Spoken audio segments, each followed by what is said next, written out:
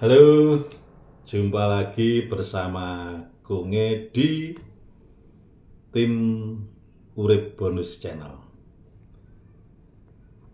Sedulur-sedulur, seminggu lagi kita mengadakan perhelatan pemilu, perhelatan besar pesta demokrasi rakyat seluruh negeri ini untuk memilih calon-calon pemimpinnya.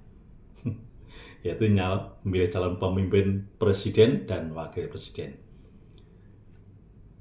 Kegambaran atau kehebohan saat pemilu menjelang pemilu luar biasa. Berbagai trik politik para kader-kader itu luar biasa. Polai ngawur ngidul karuan, tebar fitnah sana, tebar fitnah sini, tebar apapun, tebar kebaikan, tebar bansos yang dari pemerintah tapi diakui oleh salah satu calon. Wes, pokoknya keanehan seperti intimidasi. Wes, banyak hal bahwa menjelang pemilu itu banyak yang nun sewu kurang kondusif, meski sudah kondusif, tapi secara global era demokrasi ini sudah tidak seperti dulu. Terbukti banyak juga para ormas, partai, akademisi, semuanya kecewa dengan keadaan sekarang. Karena apa? Karena pemimpin atau penguasa negeri ini sudah menyalahi aturan. Menurut mereka, buktinya para akademisi turun gunung. Banyak para perguruan tinggi yang seluruh Indonesia itu meminta kepada Jokowi untuk kembali lagi sadar ke koridor demokrasi yang sebenarnya. Karena dinilai sudah melenceng dari yang sebenarnya. Gitu, ngopi ya. Selamat siang, Kung. Selamat siang, biye. Boleh bertanya. Kita ngedapur sambil ngopi ya. Oh iya, siap. Pilpres mendatang menurut pandangan Kunge atau prediksi ramalan Kunge gimana ya? Oke. Pilpres ini kan 3 calon, yaitu Pak Anies dan Caimin, kedua Pak Prabowo, Mas Gibran, ketiga Ganjar Mahfud. Menurut saya ya akan terjadi, namun tidak seperti harapan mungkin.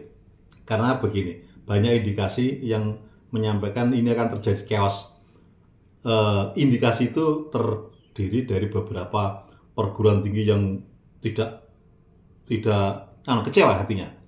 Politik kecewa, ormas kecewa, tokoh-tokoh politik kecewa, semuanya kecewa dengan pemimpin negeri ini yaitu Pak Jokowi.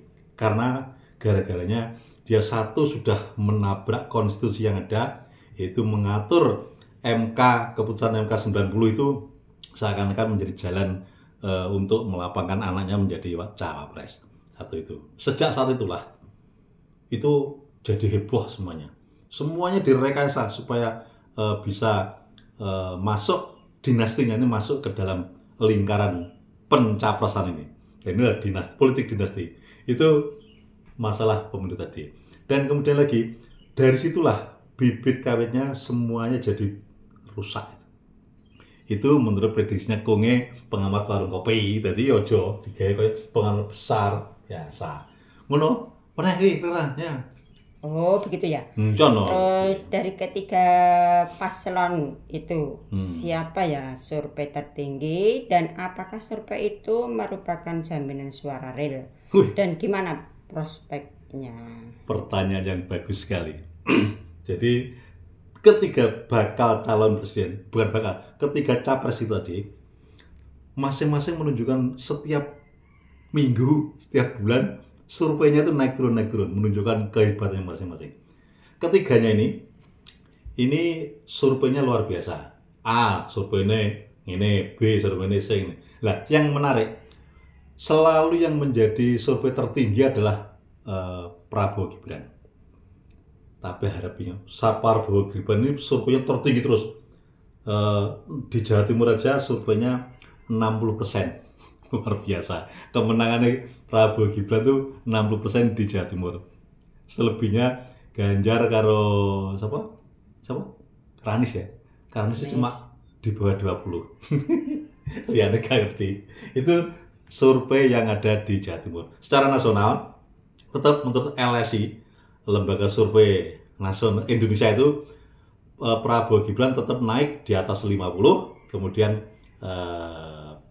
Anies dan Ganjar di bawah 30 bahkan di bawah 20. Itu survei secara nasional. Tapi harus diingat, sedulur-sedulur, hasil survei tinggi belum tentu sesuai fakta yang ada di lapangan. Karena apa? Menurut pengamatan Konge di lapangan, setiap kampanye di daerah-daerah ataupun di kota-kota besar, itu Prabowo Gibran setiap kampanye baik di daerah maupun di kota besar ya sepi pengunjung. Lucu tuh pengunjung ini, pokoknya yang daerah-daerah ya.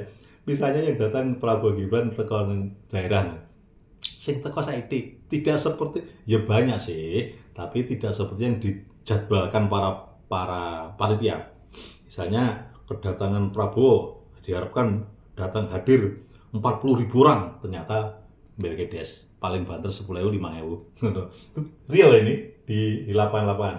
Begitu juga di kota-kota besar. Tapi sebaliknya Anies sama Ganjar ojo meneh kok kampanye, kunjungan biasa lah rame wong. Oke, misalnya Ganjar nyenggone Pak Kiai, sing tone akeh. Real ini. Anies nggone Kiai kayak ngene. Padahal kayak kampanye. Inilah survei dengan fakta yang ada itu tidak berbeda. Berbeda. Antara survei tinggi dengan fakta di lapangan berbeda hasilnya. Teman-teman prospeknya, saya pikir dewi. Nah, LSC dhuwur, survei dhuwur, tapi lapangan nggak ada. Yang ngono lho, Bro. Terus menurut Gunge, gimana sikap netralisasi TNI atau Polri dan ASN?